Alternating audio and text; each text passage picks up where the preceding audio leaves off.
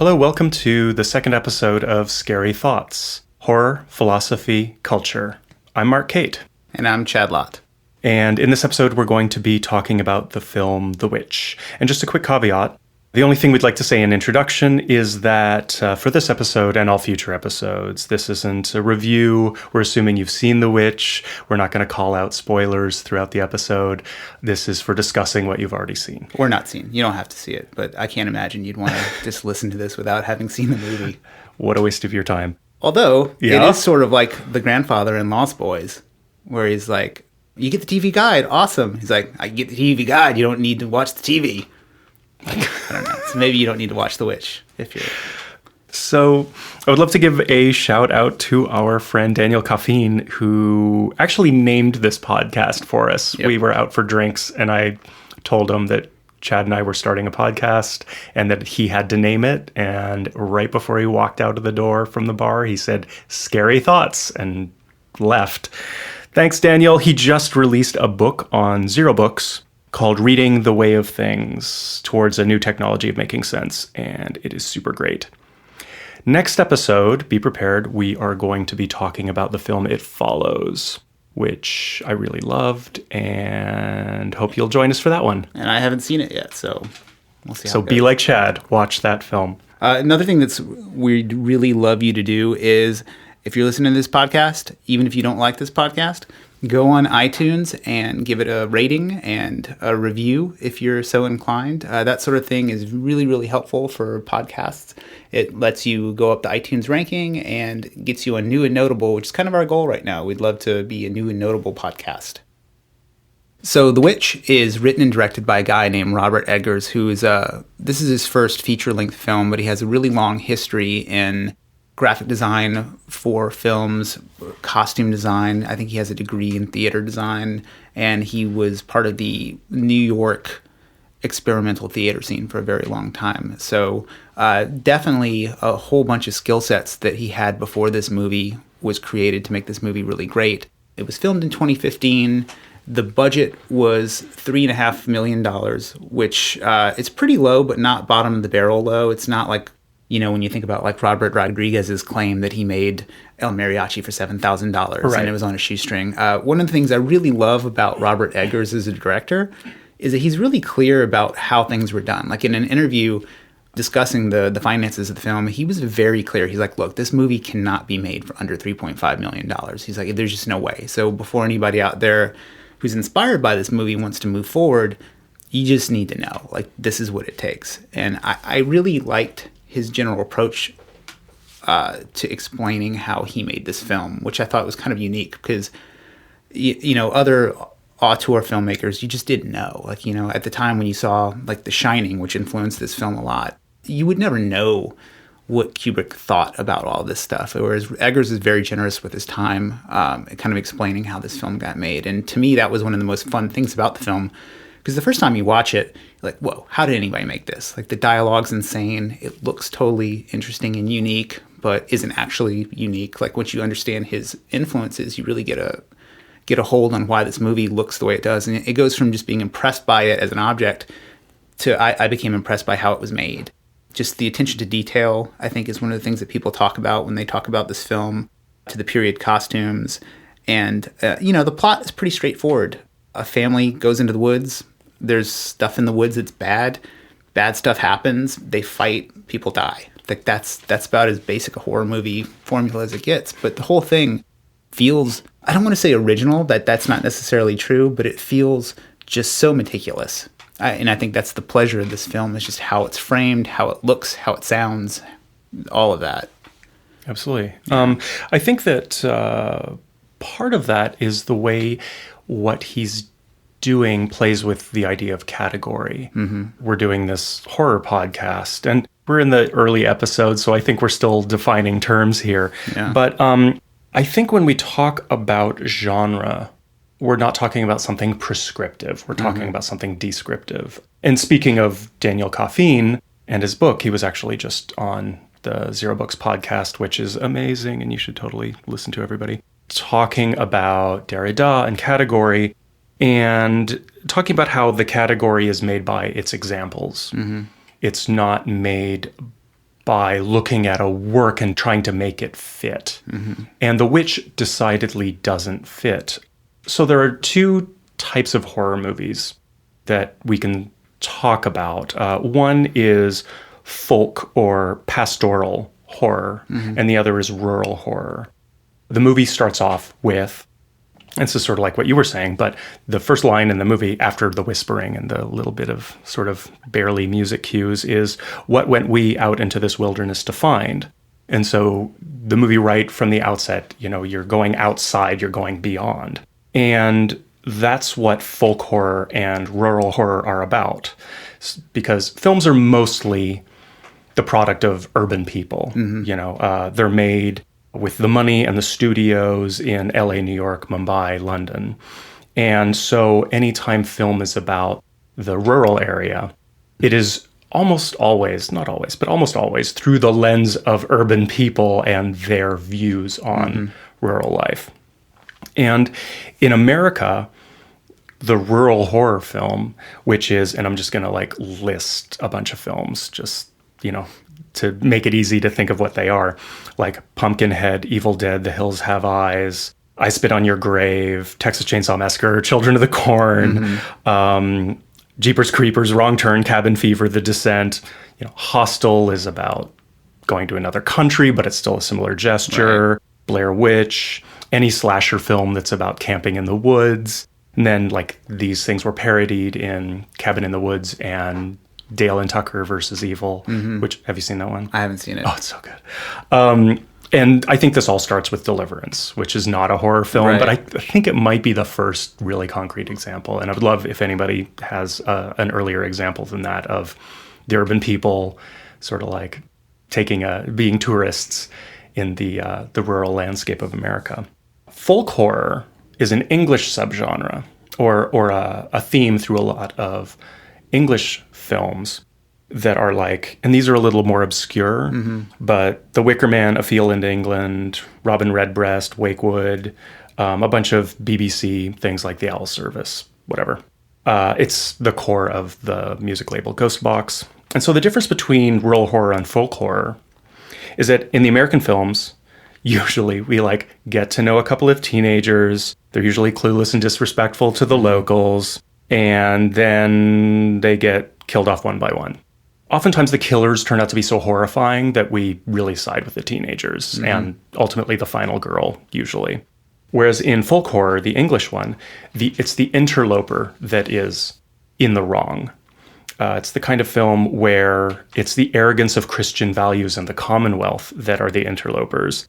And it's always some ancient form of paganism exacting its revenge against the Christianization of the Anglo-Saxons, because paganism is equated with a history that can't be erased. So The Witch, the film, is this interesting example of doing both. It's American. It's an American film taking place in America. Right. But it retains its Englishness and its English concerns. So it is about that unknown pagan historical mystery in the woods. Right.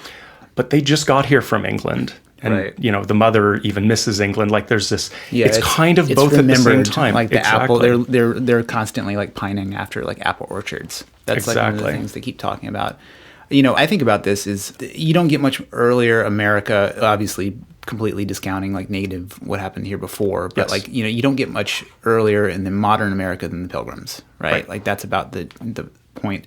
And then this film, you really kind of get an idea of what they were is extreme religious fundamentalists, and so insane in their beliefs that they left an established nation to come to the wild, just the wild.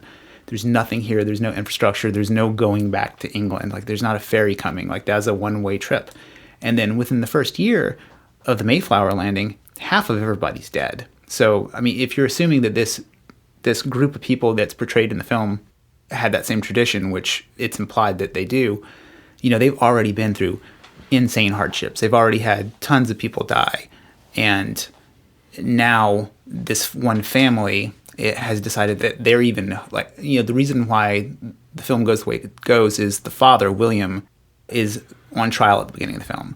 And it's not exactly clear what he's done, but it's essentially he's considered prideful. And so his argument is, I'm going to leave here rather than stay here with you because I'm of greater faith than you are, and we're supposed to be here making this like faithful utopia, and you guys are not doing it right. And what's interesting about that, and talking about early America, is that we do have this narrative in the U.S. that people came here for religious freedom. And whether that's true or not, I think there's a certain kind of truth in that. But he is leaving even the plantation because it seems that he's he's not free to practice his version of Calvinism that they're practicing. Right. He's being ostracized by way of not having the freedom to practice his and his wife's own version of Calvinism. And the thing that's like weird about that character too is, at that time, to go off by yourself is a death sentence. Yes. Like exile was always considered just like a really cruel way of executing somebody. And so they just disappear off into the woods.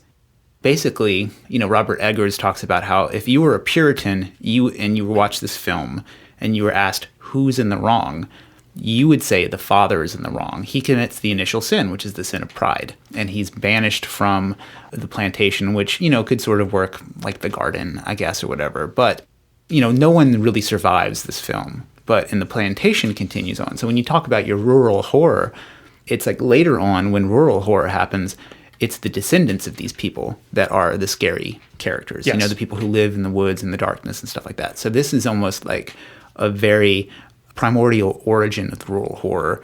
And so you have like folk horror gives way to rural horror because, rurality is all about conservatism and holding to the old values.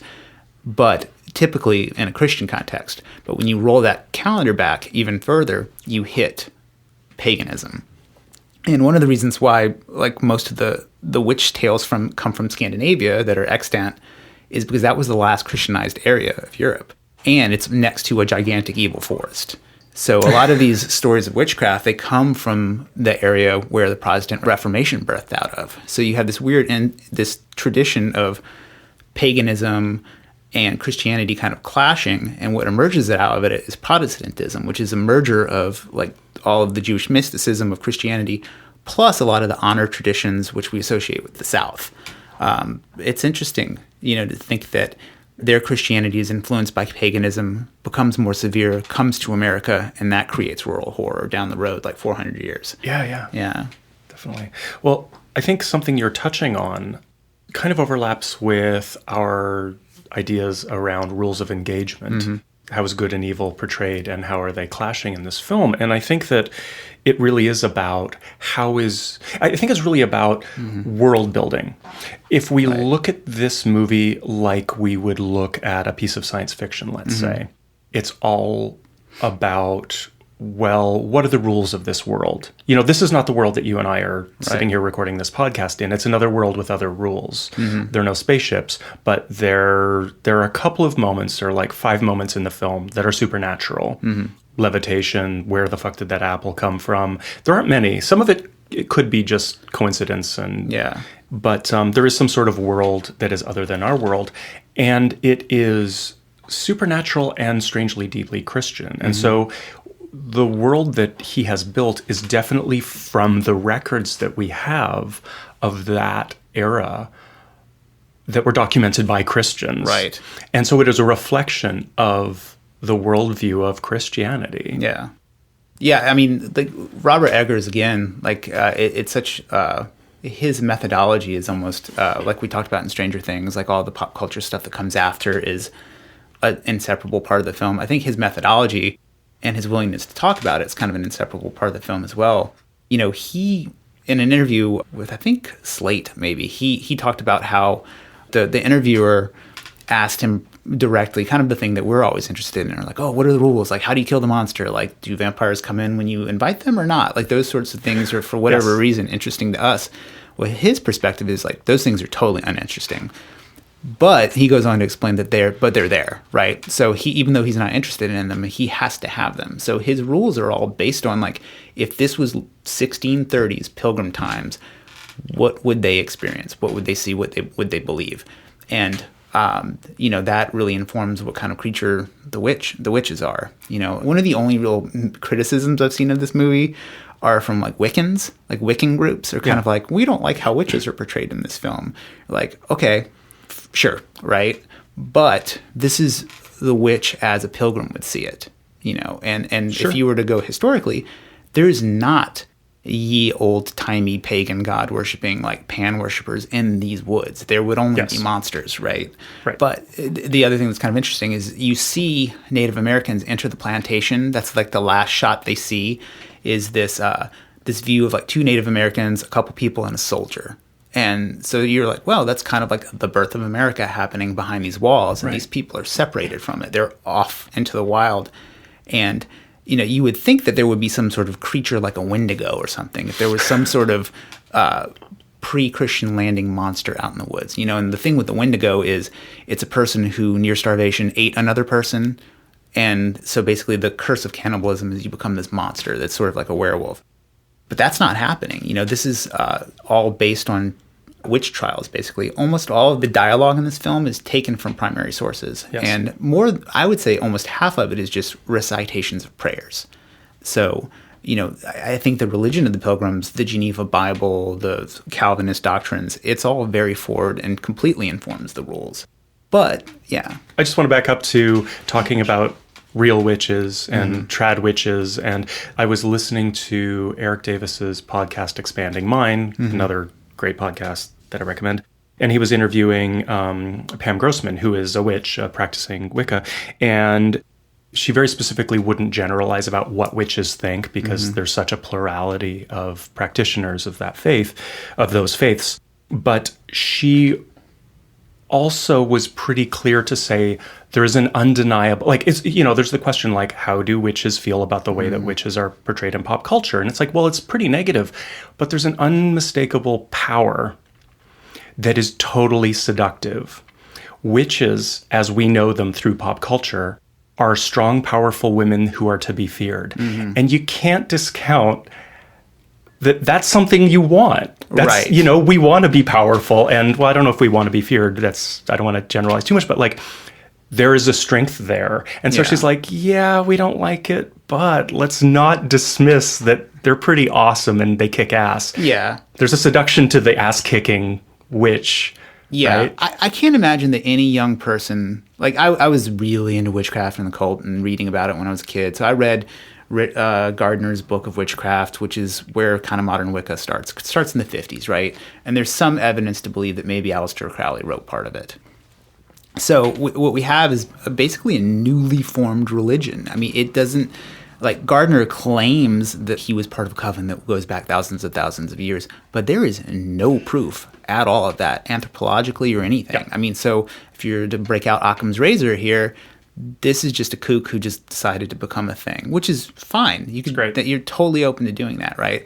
But to then be kind of like offended over negative portrayals of witchcraft, but is kind of odd. But here's the thing: who gets into witchcraft out of like, oh, I want to be an herb molding old lady that lives in a gingerbread house? Like, that's not it. Everybody wants to be like Fairuza Balk's witch from The Craft, right? You know, and that's certainly me too. You know, who wouldn't want to be? And even in that movie, there's the portrayal of like a quote real witch. There's the lady that owns the store, and she kind of gives them the rap about how it's a nature religion, but she's not like throwing people around a room and no, she's no fun. Yeah, she's no fun. I mean, she's not. I mean, look up The Craft. It's Fairuza Balk like 4-1 over the other characters. Right. So, and then you have, you know, Anton LaVey's The Satanic Witch, which comes out in, I think, the 70s. You know, it's this guidebook of how to be a wild, empowered lady. It's also kind of like a dude's idea of what a wild, empowered lady would be. Well, talking about a dude's version of how to be a powerful woman, I think parallels how so much of the history of Wicca is actually based on trying to read through something like the Malleus Maleficarum or something like that. Like, we have these historical records of what witchcraft was, written by Christians who feared and loathed it. Right. And those are the template. And so there's this kind of beautiful act of reclamation of you know, if you want to figure out what this ancient philosophy, spirituality is and was, you have to resort to texts that were trying to tear it apart and quash it and quell it. And interestingly, this movie is similar. He only has Christian texts pretty much to look upon to decide who this witch is. And in the end, he creates these monsters, these really horrifying beings that are totally Fruza Bulk style badasses. Yeah. Or at least Thomason is at the very end, because we'll get to the point where it's like, you think about, okay, what are these witches? What is she signed up to be? They're horrific, except for when they're like casting a glamour. And essentially they're giving like the kid, the only time you really see the witch in her glamorized form is when the kid, Caleb, goes into the woods and kisses the one woman, and she has like the crazy like witch cleavage and the red cloak. And, but then one of the 2 or 3 jump scares in the film is the old hand comes and grabs him by his head. Right. Which is straight up horror. But mortar pestling a baby's entrails and smearing it on a stick to fly is... Yeah. Also very obscure. Like, I watched this movie with my wife last night, and she does not care about witchcraft or horror movies. Like, she's a very, very attractive and beautiful woman, and so she didn't grow up needing to know any of this like countercultural nonsense to feel better about herself. So she's watching it. She's like, I don't know what is going on here. Is that the baby? Why is she flying? Or what's with the rabbit? Like, all of this stuff that you'd have to have misspent your teenage years like I did to understand any of this stuff. Like, why is there a rabbit there? That's a witch's familiar. That's a constantly thing. Like, Pan was frequently depicted wrapped in rabbit skins. So Pan becomes the devil later on, once they're like, you can't have that god anymore. So it's obviously a devil. So there's all these weird little touch points in the film that Robert Eggers cares deeply about reviving. But there's no exposition at all in this film. None. It's so good. Not even between characters. There's one line where he's like, it's been a week that he's been missing, Dad, and what are you doing about it? And that's like it. Everything else... Nothing. We will not talk about him anymore. Right. Like, whoa. And that's the only exposition, pretty much, except for the initial setup of you're being outcast for... Yeah. I like that you brought up The Witch's Hammer, Malleus Maleficarum, because... one of the 3 films that Robert Eggers talks about really, really influencing this, it's The Shining, just in general Ingmar Bergman films, and then a 1922 silent film called Haxan. Yep. And then Haxan is this, it's basically based on The Witch's Hammer. I guess it was supposed to be instructional at the time. Sort of almost like an Ancient Aliens, like if there were witches, this is how they would be. And when you watch Haxan, the originality of the witch starts slipping away, and you realize, okay, he's not blasting light through the slats of the wooden house in the way that you might in Cabin in the Woods.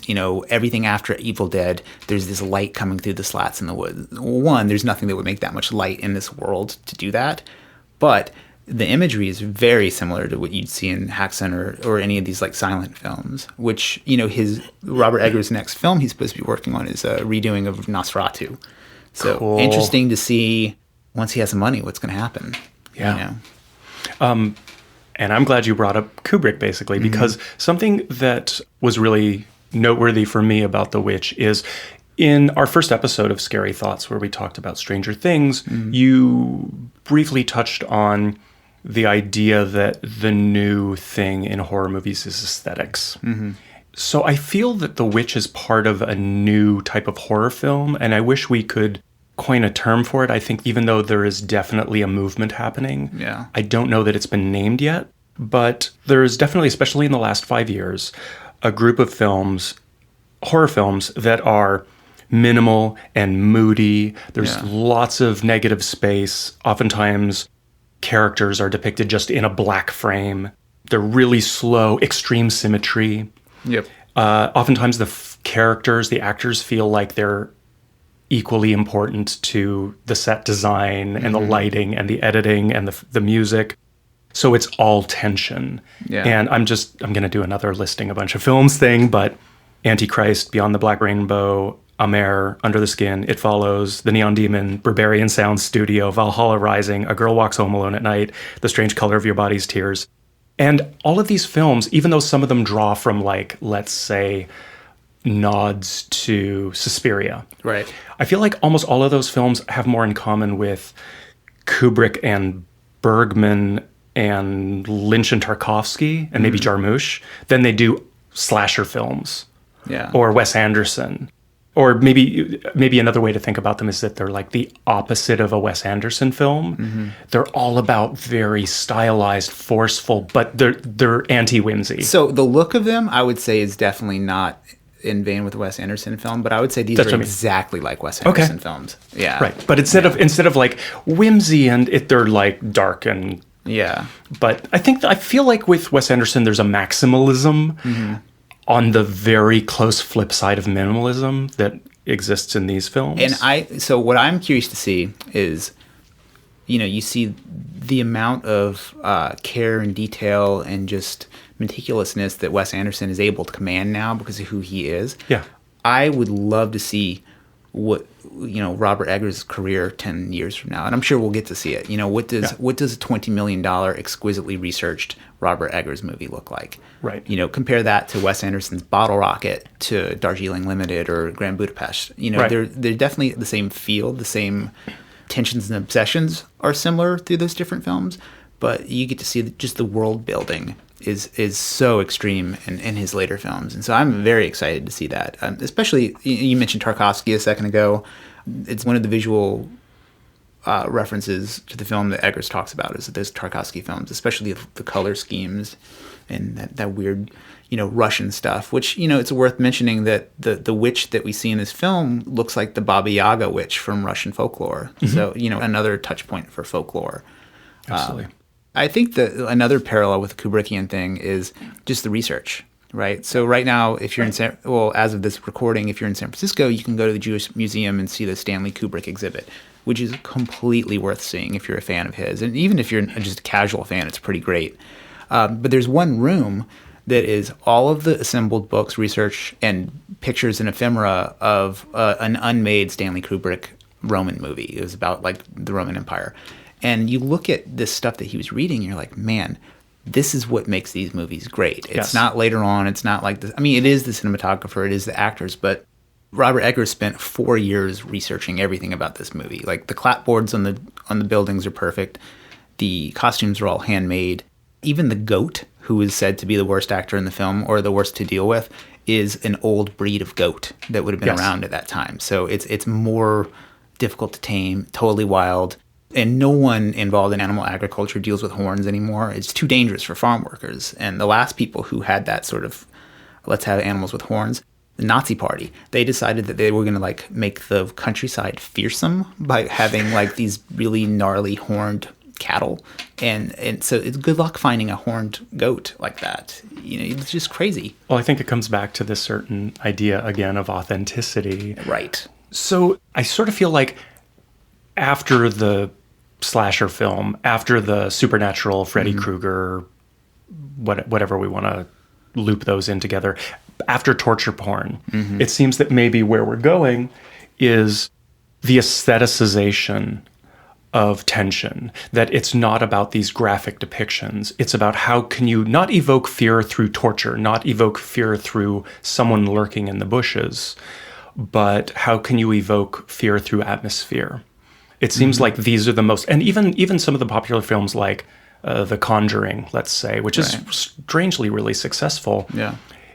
It's actually a pretty bad film, but aesthetically, it's really tight. Like the color timing is beautiful. Yeah, I think it's a good looking film. Like when I watched The Conjuring, and I haven't seen the second one yet, but you're like, I want to be like, why do I like this movie so much? It's okay. I like the actors a lot. Yeah, the actors are really good. It's true. But there's definitely something about, it's evoking this tone. They were just very careful with time and place. And I think that's something that's become very important for Hollywood right now is there's a lot of praise on costume directors and set directors right now. And it's deserved because it's cool. And I think that they're becoming like bigger stars in their own right. Definitely. What else do we have here? One thing to think about is there a witch in this film or is it just somebody's imagination? And I think that whole is it somebody's imagination thing, right? So is it somebody's imagination? It's kind of played out, right? That's even Mr. Robot, which I really liked the first season of. Yeah. When it gets into its ending, you know, where it plays with like, what is anybody actually seeing? Yeah. I won't give a spoiler because that show is not part of this agenda, so I don't want to spoil it for anybody. But something happens that calls into question whether the narrator is a trustworthy narrator or not. And it's lame. It's bad. It's really lame. It takes a lot of the interesting mood and tension of that show, and you're like, oh, okay, great, you've done that. And then this film doesn't do that. Mm-hmm. But Robert Eggers, you know, he's tricky. Is he talks about the scene where Caleb is possessed or having an ecstatic vision of Jesus. You don't really know because it's the mother is like, well, even the devil can quote scripture, but he dies like praising Jesus. So you don't really know what happens to him. You don't know what happens to his soul. That what happens to the children's soul is a really major part of the horror in this film. But the apple that comes out of his mouth, it's just small enough to have been there.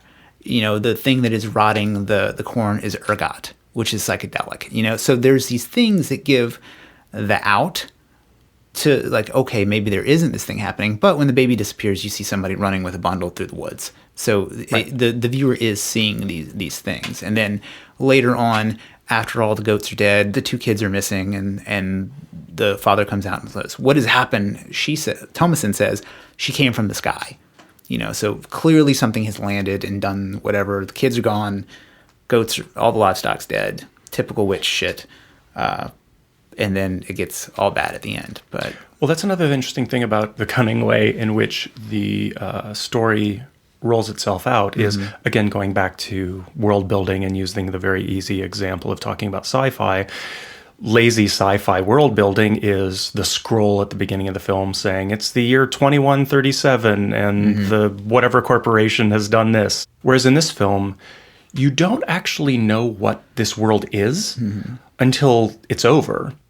The world building is still happening in the final frame of the film when Thomason is levitating. Do you know what I mean? Like, who are these witches? What's happening? Who has power, and is power real in this film? And you don't really know until the credits are rolling. You're like, oh, these things happened. Right. That's what world we're in. Yeah. Yeah, I mean, the thing's about, you know, when you talk about that world, at the very end, Thomason joins the witches, and there's like 12 of them. There's a coven. Has an event like this happen 12 times. Right. You know, like, where are these witches coming from? They're not natives, you know, because they're all pasty white with, like, so, I mean, I don't know, maybe natives in that area were, but probably not, right? They're all like, dancing around this fire, and then the devil is clearly there, and kind of in the old Scratch sort of personification of the devil. He's very proper. He's very seductive. What little you see of him, he's wearing, like, nice gloves. It's just very... like a seductive, gentlemanly devil, which was sort of popular a little bit later, like in the 1800s. So you really see that emerge in French Satanism, is this idea of this more aristocratic devil. And it's interesting where the film is sort of anachronistic in other places is that in the 1600s, a goat is not a symbol of the devil. That doesn't come along until a little bit later with the idea of what the Knights Templar were accused of worshiping. And that happens earlier, but they're accused of worshiping this god named Baphomet. And then Eliphas Levi later on in the 1800s draws the satanic goat thing that we all know is, kind of the symbol of the Church of Satan. But that doesn't come around until much later. But a goat was a symbol of like a hardscrabble life in the 1600s. Like people from England, that was the worst thing you could do, is be a goat herder. It was totally crappy.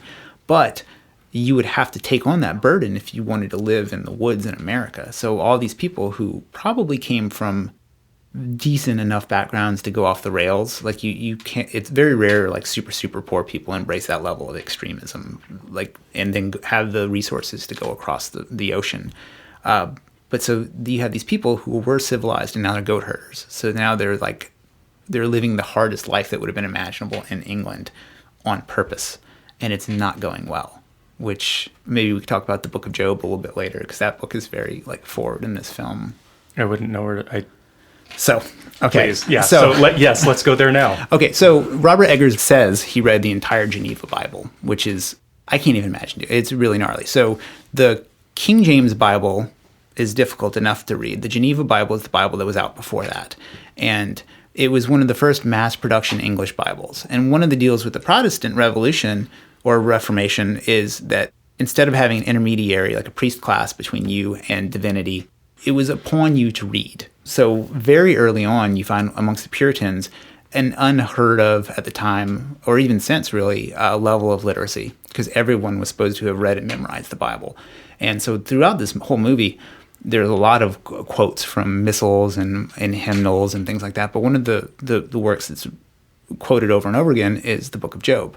And the father at the very end, he's like, "Corruption, thou art my father," is a line from the book of Job. And so in the book of Job, the story is there's Job. He's very successful. He has 7 sons, 3 daughters. He's rich. He has anything you could ever want. And then in the book, God's sitting there like kind of looking at Job, and the devil walks by because he's just out wandering the earth, because that's kind of his deal at this point in the Bible. And God's like, "Check out how awesome Job is. Like, he's the best. He's so great."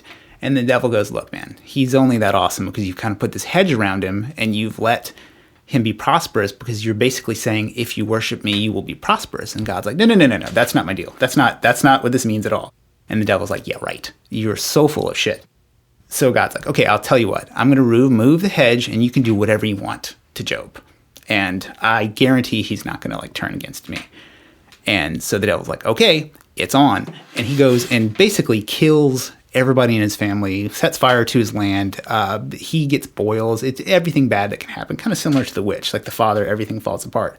And Job never does curse. And at the very end, all of his fortunes were returned to him. So the mission, like when the interpretation of the Bible is that, for most people is that, or at the time, or from Job's perspective would have been, that there are no guarantees in this world. Like what you do or you don't do, it has no relevance on your temporal wealth, like, or your success on earth.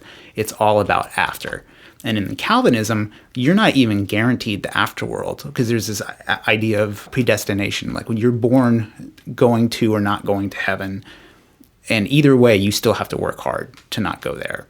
But if it doesn't happen for you, too bad, so sad. So, which is super, super extreme. I think most people probably today, even like your worst gang member that gets killed, someone will be like, "Oh, he's in a better place now." It's like, well, according to the orthodoxy of religion, he would have gone to hell. Yeah. Right. So that's one of the tensions of this film. But, afterwards, any Christian who had seen or read that verse would think to themselves, okay, as long as I just stick it out, things are going to be fine at the end. So it's kind of this weird like meta story where it's like you're not supposed to think that there's a reward, but there's kind of a reward. So he's at the very end like, "Corruption is thy father," and he's like collapsing down after he's been speared in the guts by Black Phillip, crushed to death by the wood, which is hilarious because he fails at everything in the film. Like he's a terrible father, he's duplicitous, he lies, he's prideful, all this stuff. He's always chopping the wood because it's like this base level stupid chore that he can just constantly do. And he has no food, nothing, but he has this giant stack of wood. He's just been working at the wrong thing. It's like this total metaphor for like just going the hard way in the wrong direction, which is basically what he does when he goes down the woods. But I think it's like Thomasin is really more the Job character, because she's the one who kind of has everything taken from her. She's living in the plantation, which is probably the best place for her. And then at the very end, she has everything she wants returned to her, but by the devil. So it's this kind of like inversion of it. And that's probably kind of a long explanation of that thing. But I feel like I have more sympathy for the family upon rewatching it. Yeah. More sympathy for the family and the father and the mother than most people seem to have, and certainly than I had on my first watch. Right. Because even though things aren't going well for them, it might be incompetence, but actually, is it not curse from the witches? Which, the father is innocent of. Is it not maybe God's retribution for his wickedness, which he is desperately trying, he and his wife, they're both so pious. And I think that when you watch it, you're like, oh yeah, they are prideful, and oh, he did lie, and oh, there's all this fucked up stuff happening in the family. And like, well, they're not affectionate, but they totally love each other. They listen to one another. Even the kids have a certain freedom and autonomy in this story. This is a bit of a side note, but I do think it's really interesting that like, evil and Satan and witchcraft is so normative in the world of this film. It's happening. It's not. But like when he finally takes Thomasin, is like, "What have you done?" and all that.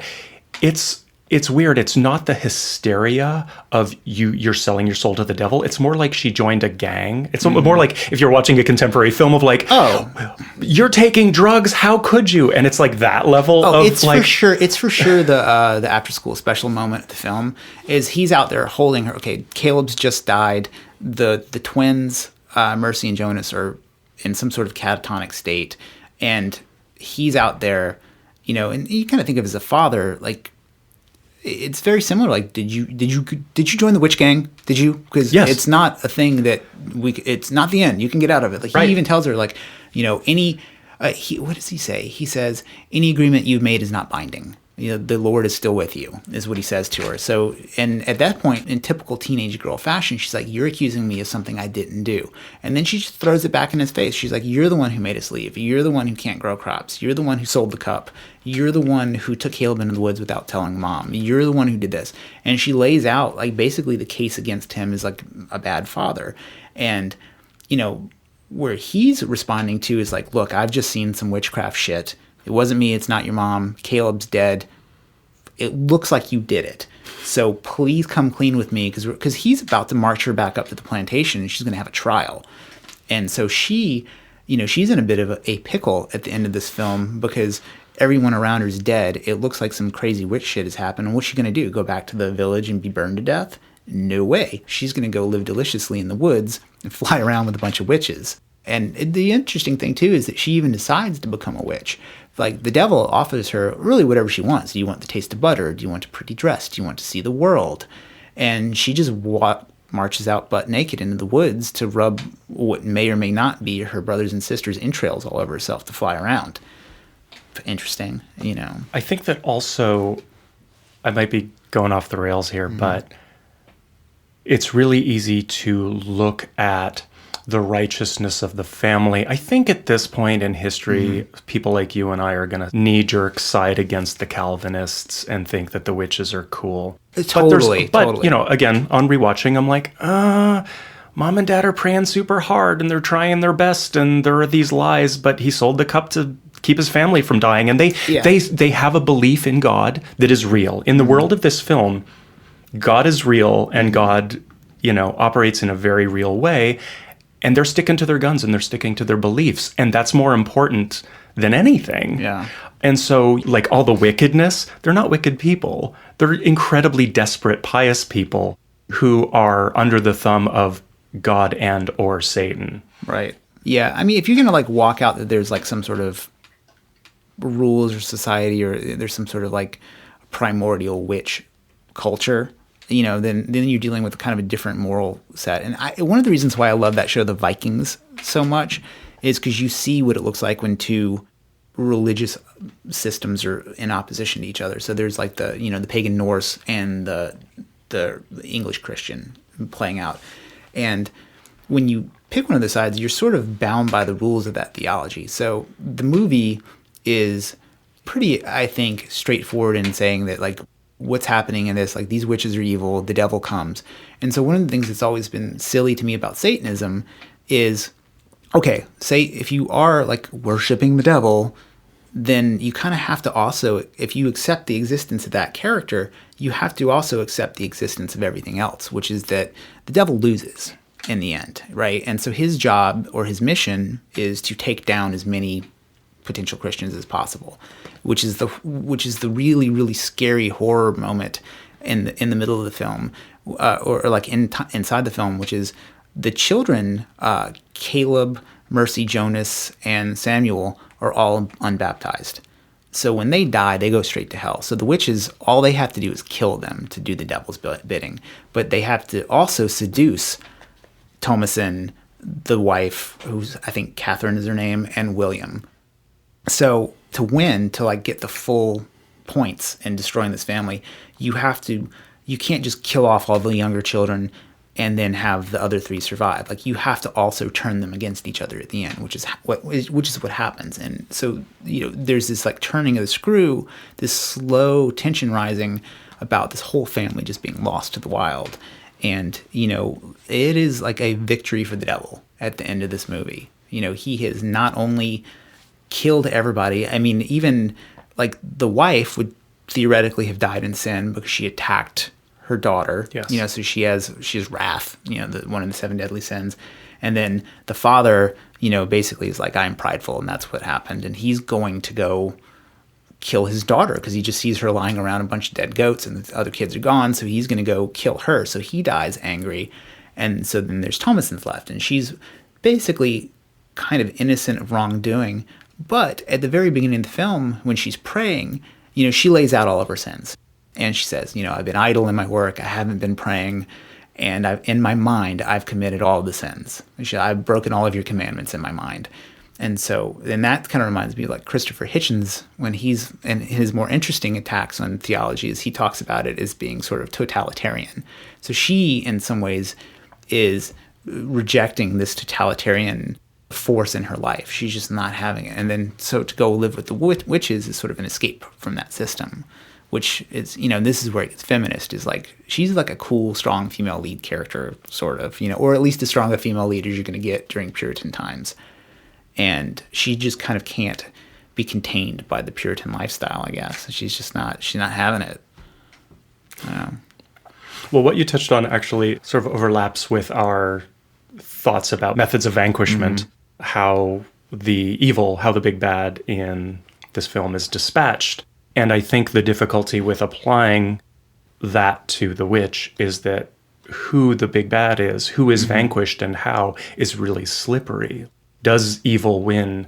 Well, we shouldn't even use good and evil in this film because I think it's fair. But is the bad guy? Yeah. Is the bad guy Black Phillip? Is it the father? Is it the nuclear family? Is it Thomason? I think they're all very up for grabs. Yeah, I was thinking about like one of the things I think we come back to in offline conversation and conversation in the podcast is what makes horror work or not work. And one of the things for me is horror needs to identify a live anxiety. And, this is a 500-year-old setting. So what's a live anxiety? I mean, the one at the root of it is like, are you able to provide for your family? He's not. And I think that's something that everybody, now you live in the Bay Area, you're like, oh my God, I don't think I can provide for my family. I'm going to have to leave my community to go make a go of it somewhere else. And then how's that going to go? That's right at the heart of the witch. Definitely. I think another big question it raises in parallel is the idea of like, well, what do you believe really?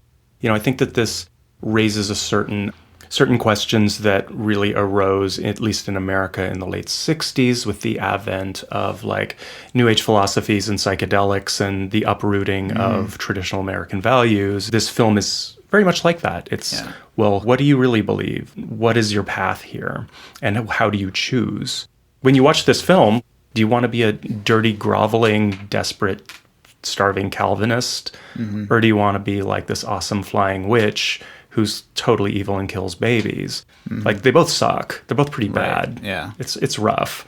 But if you're in that world, what do you do? The baby killing, it really makes me like think about that. Robert Eggers, he describes it as a feminist film, right? So it's pretty, you would, if that was your agenda, you could find lots of themes in here. But you could also pretty easily find the opposite, which is like female empowerment at the cost of the family. Absolutely. Or even at the cost of children. I mean, look, let's kill the babies and go have a fun flying life. I mean, that's pretty much the abortion story right there. I don't want to say like positive, negative, like choice or no choice. That's not this kind of show, but that's a reading. That's a reading. I almost wonder like where Robert Eggers stands on that kind of stuff, because you don't just read the entire Geneva Bible just for research for a film. It just seems so over the top and where he grew up. But then again, the big marketing push for this film was an endorsement from the Satanic Temple.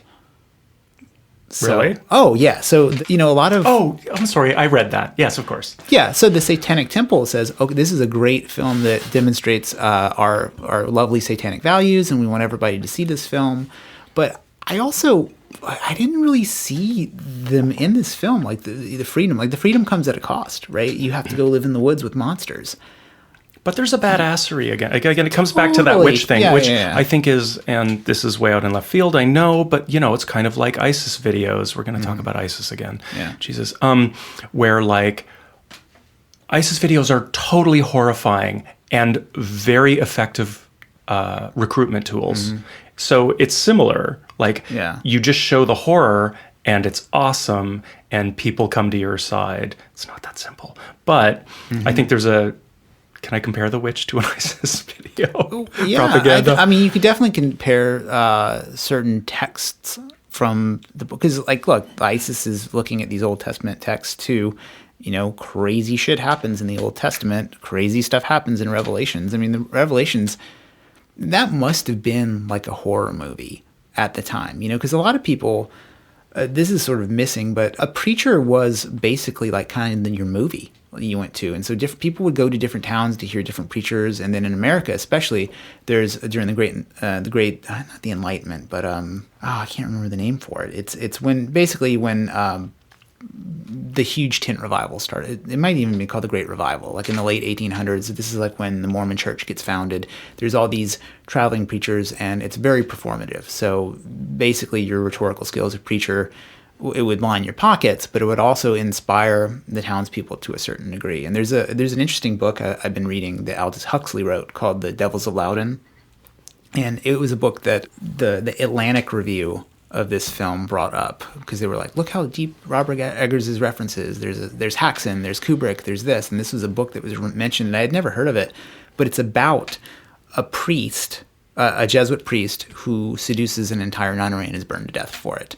And part of what they talk about is like his skills and order really was compelling to people. So I can only imagine that every once in a while, like they would bring out Revelations to just scare the hell out of a whole bunch of people. And those would probably have been very popular sermons. Like the really scary fire and brimstone sermons were probably what the crowd wanted, because that's what the crowd wants now. You just look at stories on the news, like if it bleeds, it leads, right? You don't often see people talking about the Beatitudes, right? You see people preaching against things. You don't see like, oh, blessed are the meek. Like, when do you hear that in some crazy preacher's sermon? You never do. You always hear like, oh, these fornicators. I don't know. It's more fun. Yeah.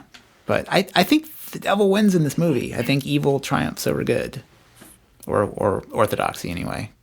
Speaking of values, something you brought up with me online was the concept of the hipster. Mm-hmm. And so I was online and someone pointed out this conversation where someone was talking about the father in reference to the hipster, talking mm-hmm. about him hoping to rebuild the world through DIY, mm-hmm. which I think is a ridiculous, well, it's as good as anything. It's a bit ridiculous. Mm-hmm. But I think some of the things you had to say about hipsterism and this film were far more interesting. Well, one, I should say, I don't love the word hipster applied as like, because whenever I heard it, it was referred, like I read like beat poets and stuff like that. Yeah. So when I first heard that word, it was just, like Ginsberg's angel-headed hipster, which I think is the first time the word appears in print. I feel right. I feel like that word right now is constantly evolving and generally used to dismiss certain particularly white American youth cultures mm-hmm. and their style choices. But it does point to a certain cultural reality that is kind of hard to nail down, but it's also a bit, we know it when we see it. I mean, if you're going to like have like a taxonomy, I like a word I like better, which some people don't like at all, is twee, which I think is a better description, because it's more, people mean basically two things when they say hipster. They're either talking about a person who spends a lot of time thinking about and obsessing over things and trying to curate their world. What's wrong with that? Nothing. Like, that's me. That's that. What's the difference between being stylish and hipster? It's I guess it's like some of the things that become codified, like horn-rimmed glasses and red-wing boots and selvage denim.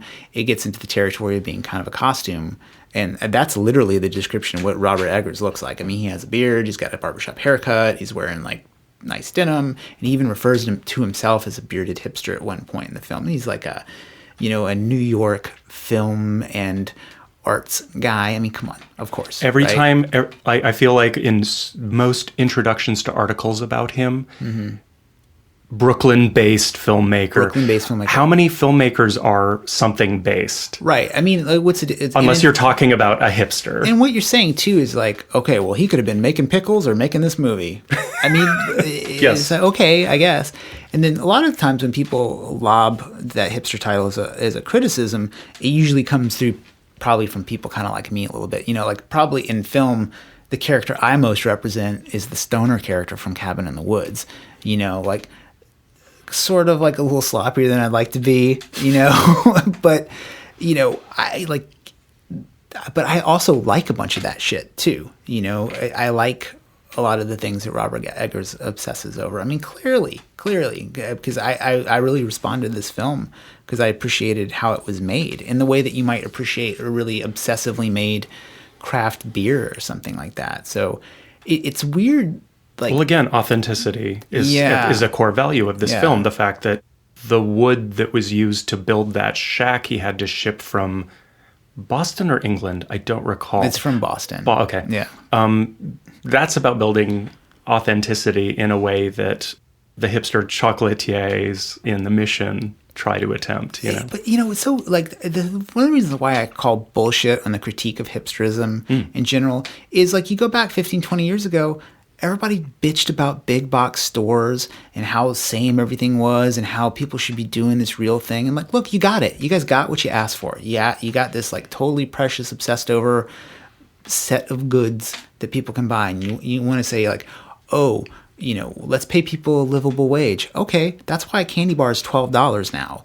You know, that's what happens. That's just when you walk out this ethic, that's where you end up. And, you know, in a similar way in the film, you walk out this ethic of Puritanism, you end up completely divorced from the rest of your peers. Like, okay, yeah, his version of Christianity is so extreme, he can't even fit in with people who left a civilized country to go live in the woods. And at a certain point, it's like, you know, the cautionary tale at the middle of the witch is, are your beliefs so crazy that you can't live around people? Because if you can't, you're going to die. You know, and that goes on all the time. Look right now, like extreme political beliefs, you know, like how many people are unfriended on Facebook over some dumb shit to deal with, like Hillary Clinton or Donald Trump. So they were trying to create a safe space for themselves from the plantation. Yeah, in its own way. I'm joking. I mean, I don't think there's any safe spaces in the woods.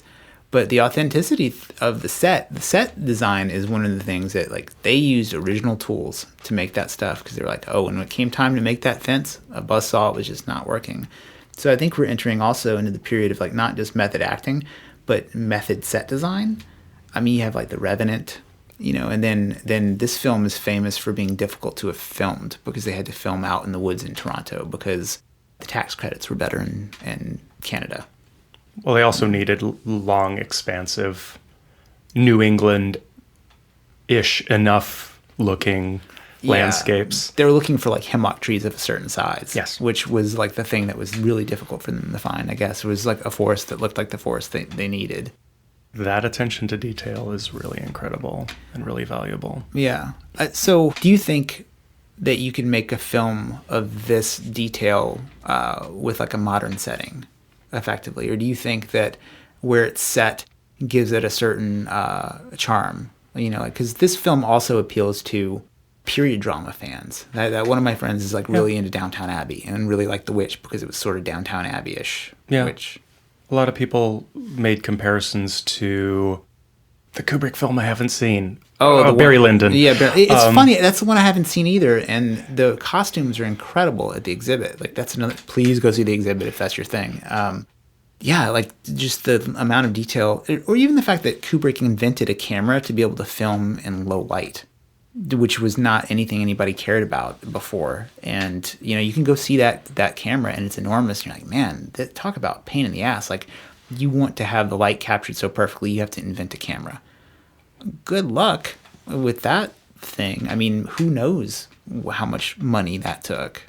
I think in terms of, if I understand your question correctly, doing this in a current setting, The Witch really immerses you in a very foreign, exotic world. Mm-hmm. You know, again, this idea of outside, back to folk horror and rural horror, you are there with them. And it's very, quote, real. I wouldn't say realistic, but it's very complete. Mm-hmm. I think why wouldn't you say realistic?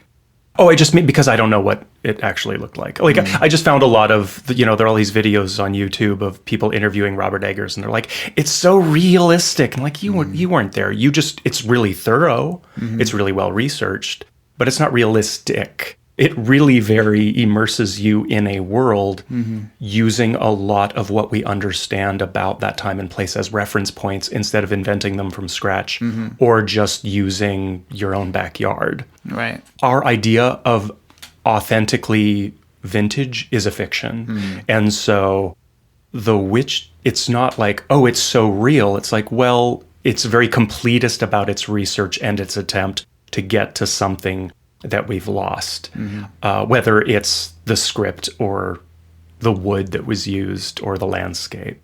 And that's really valuable and that's really important, but it's tricky to talk about how real it is because we don't know, and our idea of what's real is a fiction to begin with. As far as can we do that today, I mean, I think it's just about creating a very deep world, you know, like just randomly, like Seven does that, like the unbelievable amount of research and location and aesthetics about creating the world of that movie, for example, is very complete. That they filled out notebooks. Yeah, exactly. That's what I was thinking of. An example is like, yeah, you open those notebooks and there's crazy shit in those notebooks. Yeah. You know, the setting is the thing that probably makes this film most compelling, that and the dialogue for me. And then the music, too. You know, we could talk about the music's great. Yeah, yeah. Mark Corvin, when he was making the soundtrack, Robert Eggers was basically like, it needs to be dissonant, minimal, and claustrophobic. So that was like kind of the creative brief. And so there's two instruments that get used pretty frequently in the soundtrack, and one's the nyckelharpa, which is an old Swedish violin. It looks like a violin, but it has a whole bunch of like sitar-looking keys on it. And then the other instrument he uses is the waterphone, which it's in every horror movie ever. Yep. It looks like the Major League Baseball World Series trophy.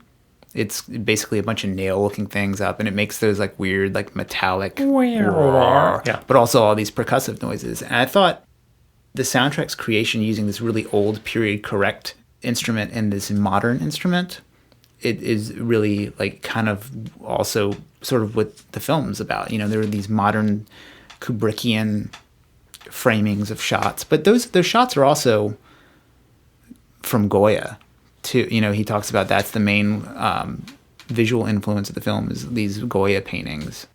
Well, I feel like being a completist and creating a world really deeply is a way in which this film really reminded me of the Texas Chainsaw Massacre, which is another film that the filmmakers went to outrageously extreme lengths to create authenticity, where they were dealing with rotting meat in over 100-degree temperatures in Texas. Yeah. And even the soundtrack actually reminds me of Texas Chainsaw Massacre in certain moments for its starkness.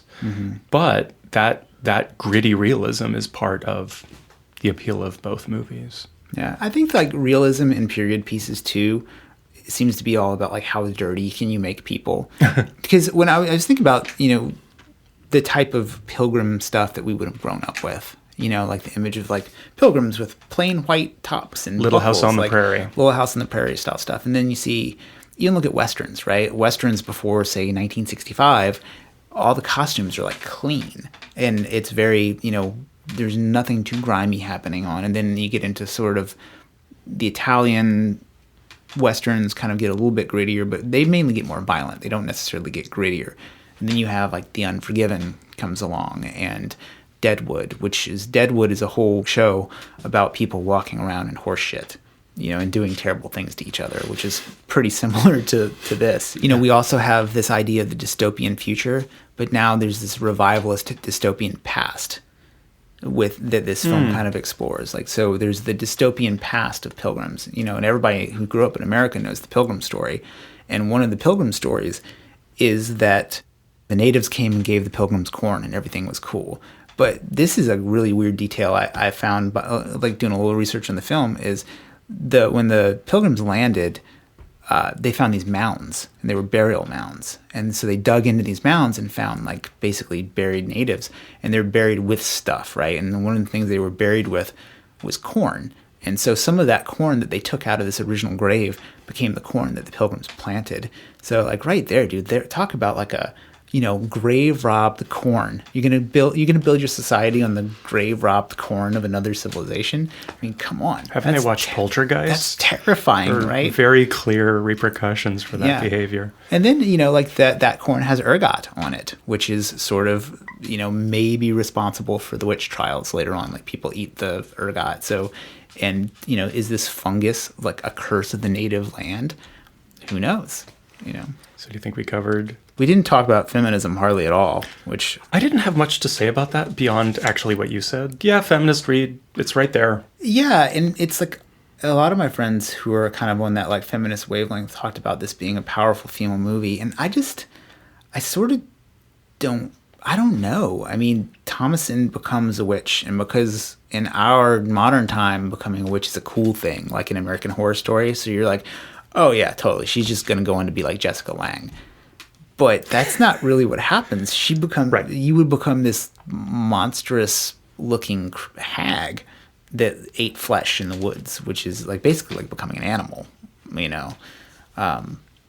Yeah, I think applying a feminist read to this film is a little tricky because this film is a little tricky. Thomasin's a great character, and having a female protagonist that's that complicated is, in and of itself, really important and really unique. Yeah. There aren't a lot of films, even in horror films, that have a complicated female protagonist at that level. And the fact that she's so young and we get to do this coming of age-ish thing onto her character, I think is all really interesting. Yeah. But as far as like certain feminist agendas that we might be able to sort of transpose onto what happens in this film's really ugly for everybody. There's no clear winner here. Yeah, one of the things it made me think of is there's another Zero books. Why Are We the Heroes? No, Melanchology.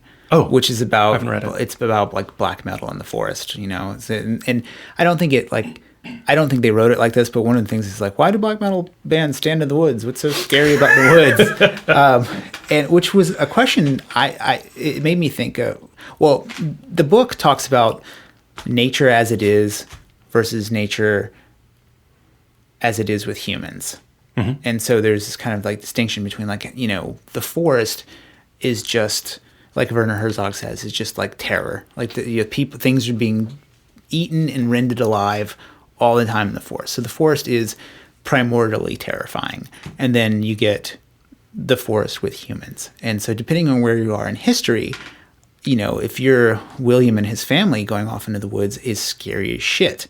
Now you're Instagramming your REI hashtag in the woods. So that was something I thought about. Are the woods terrifying anymore?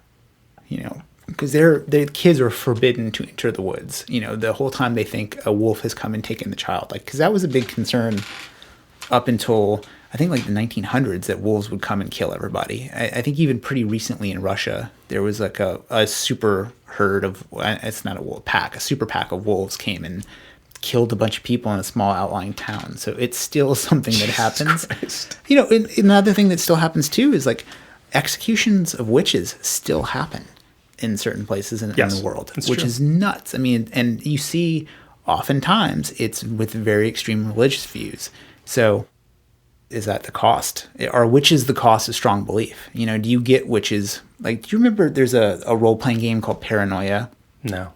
Okay, so it takes place in kind of like a dystopic comedy world of like Brave New World 1984. So it's this game and the setting of the game.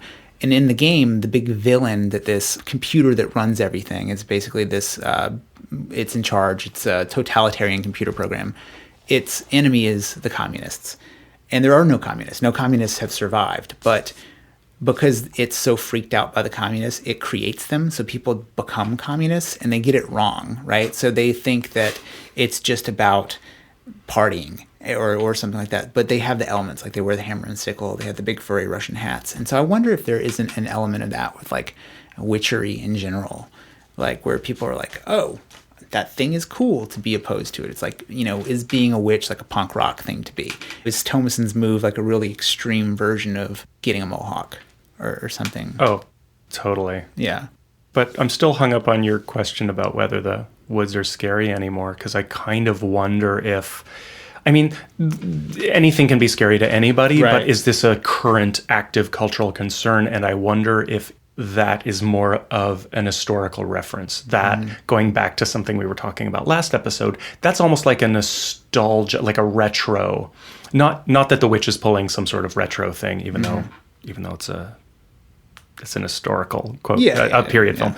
The idea of there's something lurking in the woods as being a really satisfying horror trope is, I think, more of a nostalgia for older films that feared the woods than it is some sort of like active thing that's part of the American current mythology of fear up against something like ISIS or, very active concerns. Well, I don't think the woods can stand in for that too well. I don't know. I mean, who knows? Because people still get lost in the woods. People still die in the wilderness. It's still super dangerous. I mean, you have Timothy Treadwell getting eaten by grizzly bears. It's definitely, is it horror or is it like terror? Because I bet the kid from the movie Into the Wild, he was probably fucking terrified when at the end, but does he think the Wendigo is going to come eat him? No, probably not. But the woods aren't, I mean, they're there, but the woods in this film are just a place for the witch to be. The woods themselves aren't particularly scary, except for when you get into like the idea of subsistence hunting. But interestingly enough, I mean, maybe this says something about the father and the son's relationship to each other. The father is like a failure in the woods. The gun goes off in his face. He can't catch rabbits. But the next couple days, when Thomasin and Caleb go into the woods, on the side of the horse, he's caught a whole bunch of rabbits. Right. So the kid, Caleb, who asks like the really hard theological questions, which are like, how come you don't care about the baby anymore? Like, what's going on? He's like, isn't that a concern? Where's the baby's soul? You didn't baptize me. What happens when I die? Like, if you're really concerned about our soul to the point where we're supposed to be memorizing all this biblical verse in the middle of the woods, and who's going to even hear it because there's nobody around us, why are we doing this? And the father's like, well, it's not for us to know. And the kid's like, Jesus. And when he dies, I think that, like, if I were to like put my own beliefs on it, I think he doesn't necessarily need to be baptized for his character to have some sort of salvation, right? Like when he dies in what I would call a religious ecstasy. Even, like the apple comes out of his mouth, he's like kind of rejected that. And, he could possibly have like not been taken down to hell with the devil. Who knows? But he's the strong male character. Like he's really out to go find everybody. He's the successful hunter. He covers for his dad when his dad lies, but he gets it anyway. So, everybody loses in The Witch. Yeah.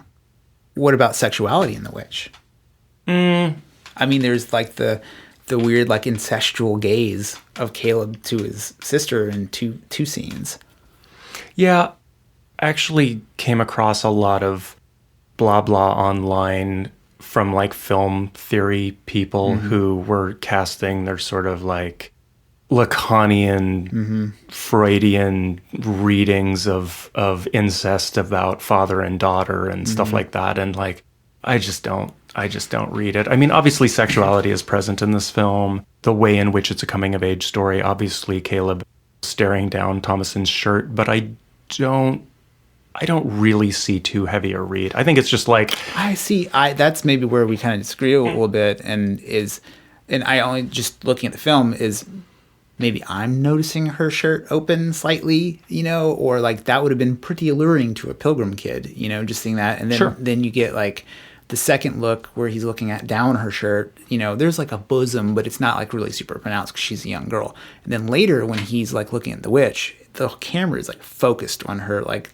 decollage or whatever, and there's like an erotic element to it. And then he goes in to kiss her and is immediately punished in true horror fashion. Like, okay, you've done that. But later in the film, when the mother's freaking out at Thomasin, one of the things she accuses him of is seducing Caleb. She says, I've seen the way he looks at you. Don't think I'm blind. So it's pretty, it's forward, I guess, I don't know. I don't have anything else to say other than noticing it. I guess noticing it, do you have that kind of mind to notice it? I don't know. I do, but I sort of felt like it wasn't a particularly focused part.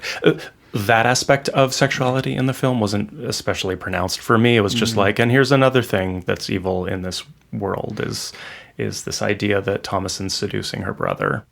Yeah, I guess I was more sort of having a gripe about film theory people who every time they see any sort of parent and child always have to talk about incest. Right. I mean, okay. It's just really predictable. Yeah, yeah. I don't know. I wonder what percentage of those people have actually read like the Lacan books, because I can't read them. I think they're totally impenetrable. Yeah, they're completely impenetrable to me. I just have to take like Zizek's word for it, and, which is terrible. It's like a terrible idea, in general. Well, I think we've covered that pretty thoroughly. Yeah, let's fade to black and roll the credits. Yeah. Thanks for listening. If you haven't, go rate it on iTunes. Give it a really great rating so that one day Mark and I will not have to work in offices. I don't work in an office. I work in an office. That's the true horror. That's the modern horror. Thanks, everybody. And again, make sure you watch It Follows and join us next time. I'm Mark Kate. And I'm Chad Lott. Bye-bye.